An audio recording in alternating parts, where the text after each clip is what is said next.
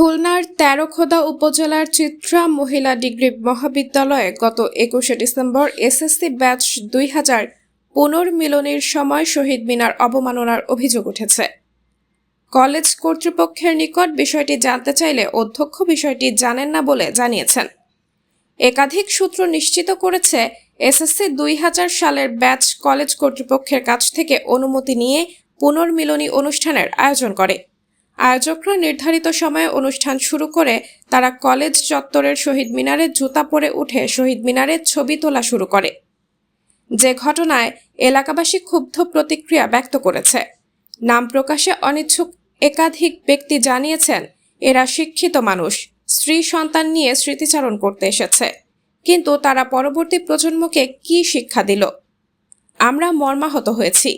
চিত্রা মহিলা কলেজের অধ্যক্ষ মুঠোফোনে জানান, কলেজ কর্তৃপক্ষ অনুমতি দিয়েছে, তবে এ ধরনের ঘটনা ঘটেছে কিনা আমি জানি না। আমি শারীরিকভাবে অসুস্থ।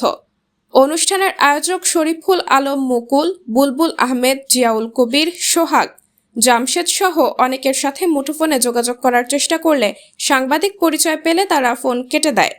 এ ব্যাপারে উক্ত এলাকায় চরম ক্ষোভ বিরাজ করছে। সাবরিনা জলিল, সবার কথা।